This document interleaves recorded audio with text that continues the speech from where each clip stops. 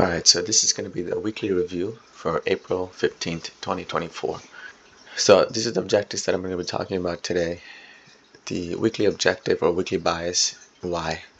We going into this week that just passed, we were bearish because previous week closed below this low and it was a bearish candle. So going into this week, we expected any type of a retracement up, so this would be the manipulation followed by an expansion down.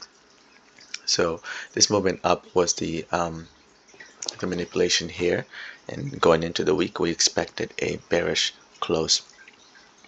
Daily and H4 POI.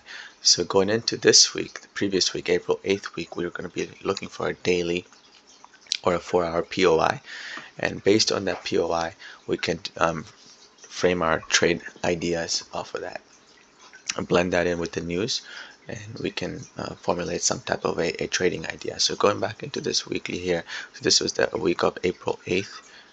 So if you look at it, this is the previous week, April 8th, Monday, April 8th, and in that week, this is the Friday here. So in that week, what happened? We closed below this low on Friday. So this was the close below this low here. This was the swing low here. This was important swing low where we accumulated a lot, and we finally closed below it. When we close below it, this is the starting of Monday. Our eyes should go here because this is the daily order block. Daily order block will take precedence over the 4-hour order block or any type of 4-hour PD array.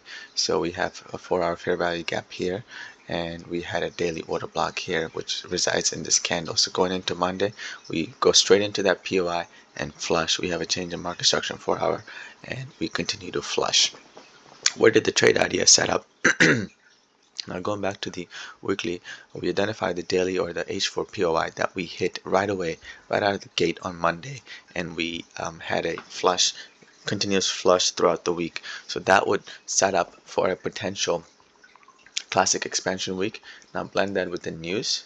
This is where I was confused this week because we did not, Monday I don't trade. So Monday I saw that, and Tuesday I was framing a trade based on this 4-hour idea that we would be coming back into this fair value gap or some type of order block here, but we never reached up there, right? I was also looking for a Monday when we hit this POI, daily POI, I was looking for a SMT here with the indices, and I did not get that as well. So blend that in with the news. We had news on Monday, and we had news on Thursday as well, 8:30 news, high impact news, but market had already moved away so much by Monday, Tuesday, Wednesday, right? Thursday we come back into this order block again and flush. I did not take any trade this week because for personal reasons, and also because I did not see any type of a good setup. While at work, this was a busy week, so I did not see any type of good setup while at work, but going into retrospect here, I do see potential setup that can be formed.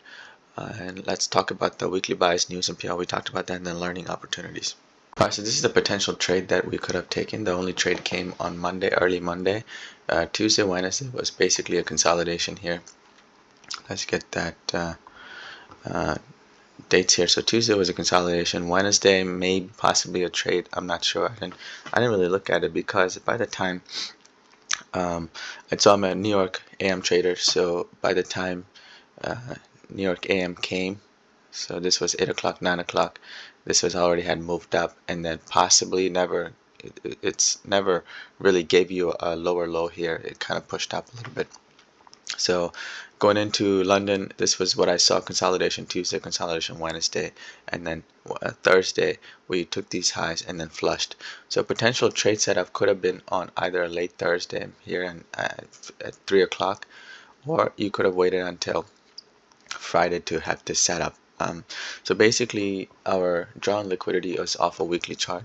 So we enter to the monthly fair value gap or the monthly internal range liquidity. We slice through that by Thursday. So let's So by Thursday, we had also already reached that monthly fair value gap, internal range liquidity, and the midpoint of that. And the only other location we could go is the end of this fair value gap and then a swing low here. So those could have been our targets. So but looking at the trade on Friday, so this would be the next day model. So we highlight any 1 hour PDRAs here. So from this swing low or swing high to this swing low, we have this um, range here, dealing range here, and what we want to see that we saw that price come up to that we saw price come up to that 50% of that and into this order block here.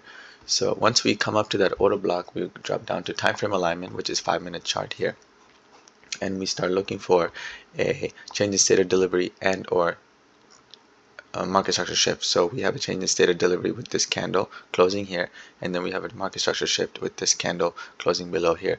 Once we have the change in state of delivery, we start looking at the advanced market structure here. We have a short-term high, long-term high, short-term high, which is violated, so this becomes our intermediate term high and is confirmed by this short-term high here. So anything coming up to here, so this order block 1105, we can elect to go short. When we do go short, we are aiming for low-hanging fruit because it's Friday. We are already reached the target, so we want to attack the low-hanging fruit below these lows here, possibly this low, and then our final weekly objective. We should not expect price to come down here because we already hit that target, so our objective should be a low-hanging fruit. So if you were to enter there, and stop loss would be above this intermediate term high here. So let's see here the short positions. If you were to open up here, and our risk to reward ratio above here, and let's say targets here, so it's about 1 to 1, and then if you were to target below here into these lows here, it would be about 1 to 2.5 or so.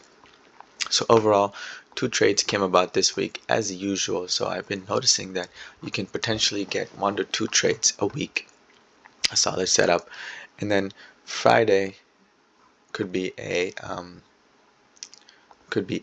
setup this week. Friday was a setup this week, so Monday and Friday was a 2 setup this week. And that's all for this video.